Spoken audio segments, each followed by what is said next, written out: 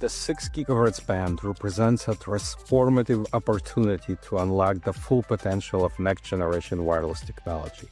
And its success relies on continuing collaboration, flexible spectrum policies, and long-term vision to support the innovation like Wi-Fi 8 and beyond.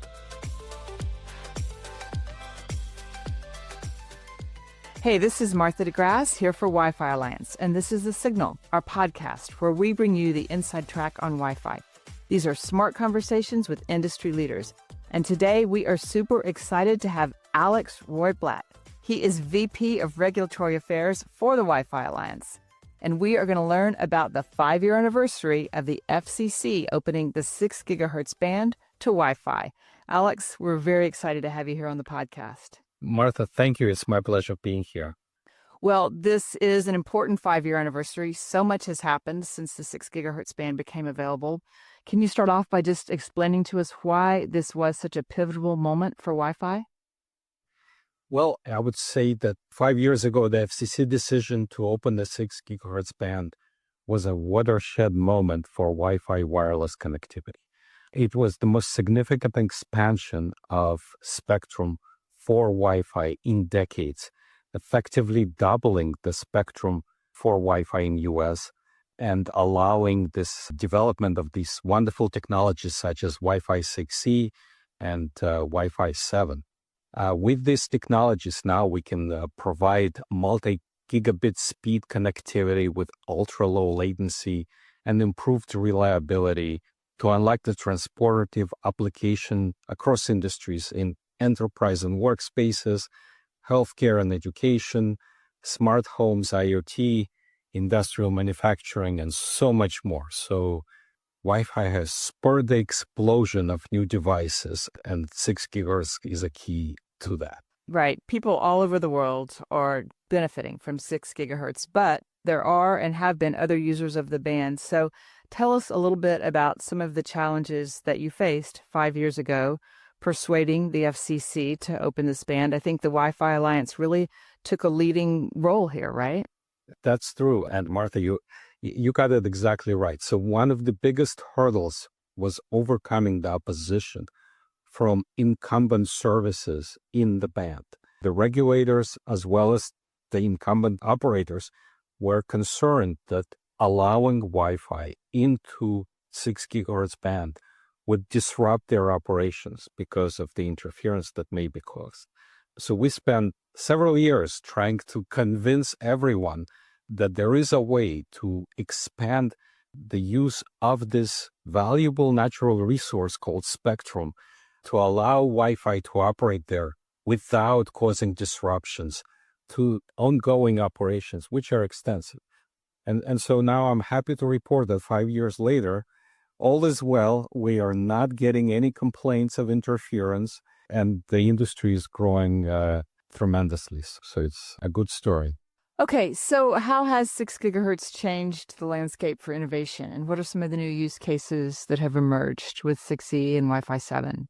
Well, I would say that 6 gigahertz reshaped the connectivity ecosystem of Wi-Fi by more than doubling the available spectrum from overcrowded 2.4 and 5 gigahertz band. Now we can deliver the gigabit speeds that are required for a number of applications across industries. So for enterprise and workspaces, businesses rely on the latest generation of Wi-Fi 7, to support high-speed environments like real-time collaboration or AR, VR for training or for remote assistance.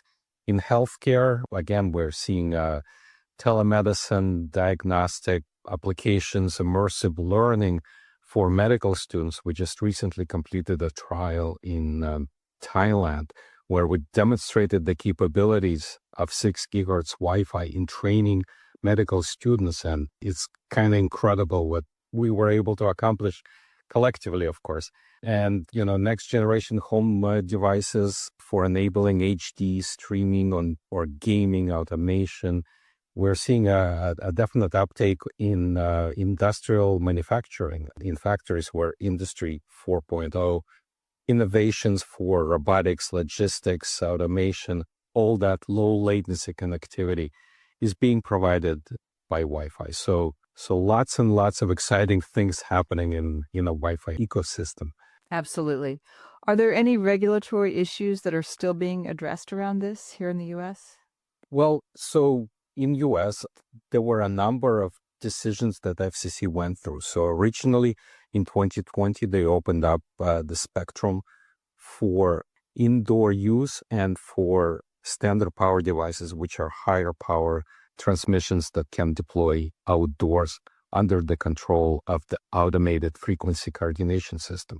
But subsequently, and that's under Chairwoman Rosenwald, so there were additional decisions that opened the band for very low power indoor and other decisions that enabled additional Wi-Fi uses of the band. And so the industry is really picking up on those decisions and developing technology and the use cases to implement. Okay. What do you think has been the Wi-Fi Alliance's biggest learning over the last 5 years related to the 6 gigahertz band?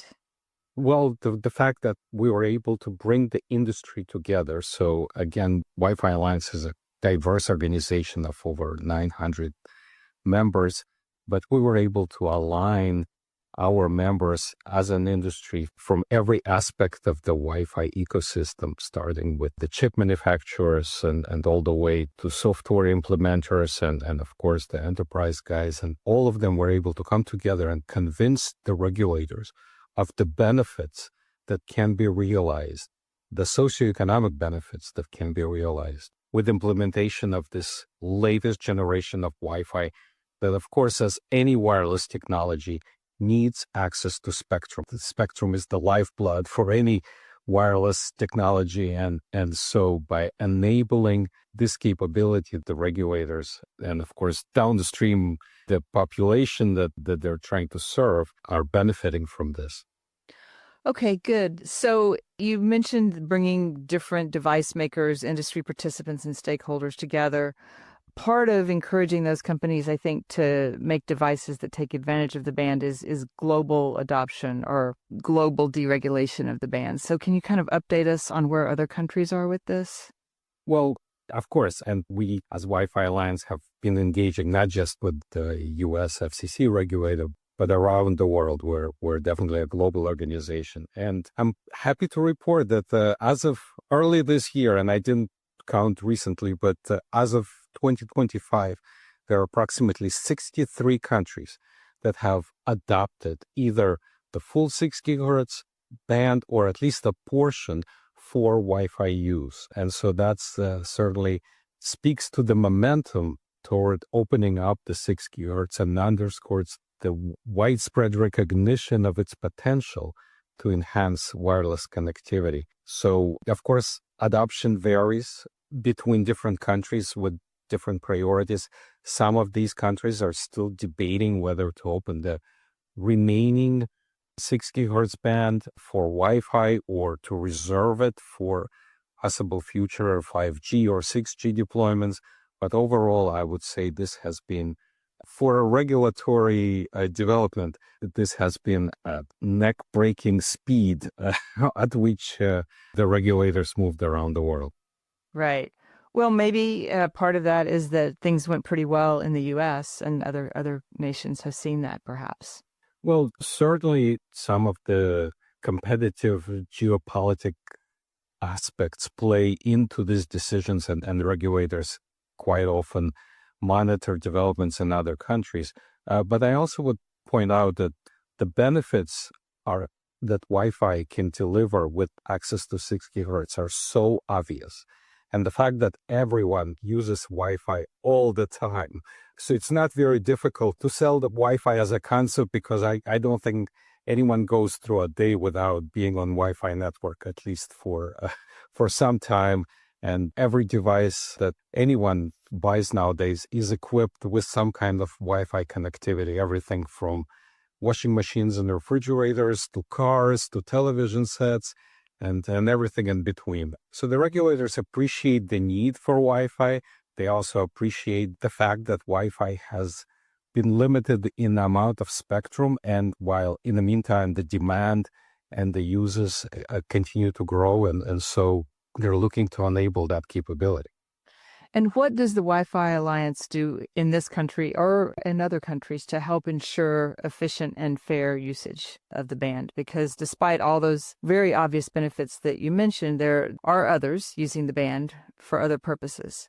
Well, and so, of course, there are a number of things that we as an industry, and then Wi-Fi Alliance being the organization where we can bring the industry together, we have developed the regulatory solutions that allow Wi-Fi to operate in the 6 gigahertz band without causing disruption or, in technical terms, interference to the current users of the band. So, for example, Wi-Fi Alliance has led an effort to develop the automated frequency coordination system, which is essentially a geo database that allows Wi-Fi to pick channels at a given location that will not cause interference to incumbent services. We also coordinated and advised regulators around the world on the power levels that Wi-Fi should operate at and the constraints that can be put on Wi-Fi. So, for example, for low power indoor in 6 gigahertz, the regulators, with input from our industry, developed this framework where they require for the device to stay indoors, but to ensure that it stays indoors, they require AC power, so you have to be plugged in.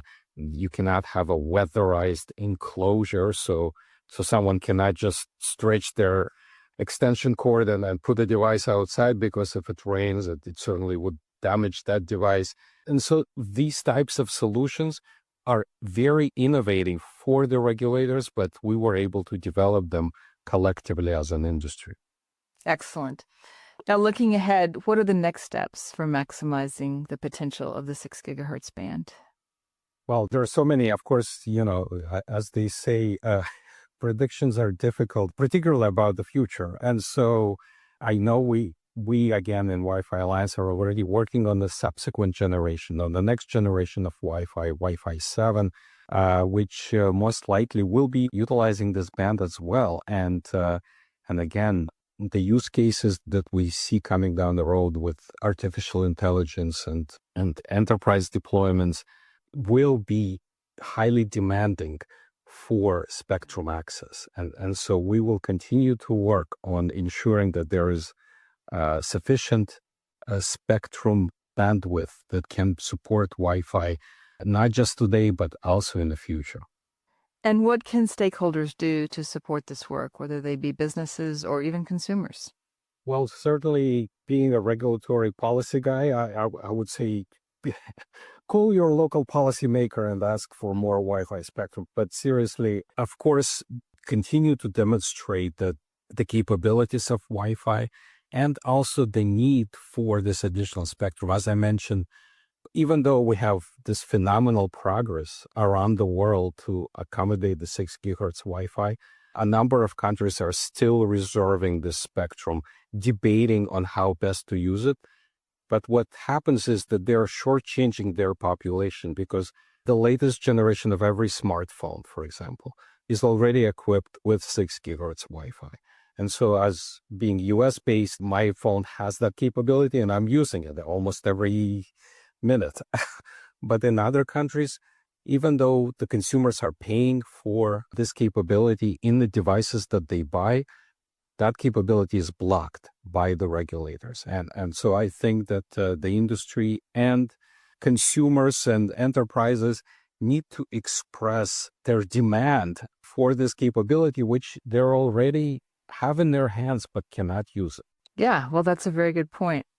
And what about beyond Wi-Fi 7, maybe even beyond 6 gigahertz? How do you see future spectrum policy evolving to support future Wi-Fi generations? And what advice would you give to policymakers? Well, I certainly would say that right now we already have this multi-gigabit connectivity capability. That capability will only continue to increase, because what we're seeing is that policymakers are investing significant resources in developing the telecommunication networks, so for example, deploying fiber. But what they need to keep in mind is that at the end of the line, no one actually plugs into the fiber terminal when it comes to the premises, either in the factory, office, or school, or at home. So most of that capability that is being deployed and invested by policymakers is consumed through Wi-Fi. So I expect Wi-Fi to continue to grow as a technology to support this amazing capabilities that are being put in as far as the connectivity. But I also expect the number of devices to continue to grow. So I think the latest statistics are that an average consumer in US has about 12 devices per person, between 12 to 14. And so that number will continue to grow. And so the more devices that each one of us has, the more demand for spectrum there is, because each device needs its own channel to communicate. And so density of deployment with the consumers and the devices will continue to expand, and so the demand will continue to grow. And I would expect the regulators to address that issue in the near future. Okay. All right. Great. Well, 5 years is indeed a milestone. What's the one key message that you want everyone to take away from this milestone? Well, I would say that the 6 gigahertz band represents a transformative opportunity to unlock the full potential of next-generation wireless technology. And its success relies on continuing collaboration of flexible spectrum policies and long-term vision to support the innovation like Wi-Fi 8 and beyond. So I would encourage our members, the industry as a whole, and of course the policymakers to continue to focus on making the 6 gigahertz band available for Wi-Fi access. All right. Alex Roytblat, VP of Regulatory Affairs for the Wi-Fi Alliance. Thank you so much for being here. Again, it was my pleasure, and thank you. It's been great. And that is our show. You can get the signal straight to your device through Amazon Music, Apple Podcasts, Spotify, or of course at the Wi-Fi Alliance. That's y-fi.org. I'm Martha DeGrasse, here for the Wi-Fi Alliance. Thank you so much for listening. Please join us next time on The Signal.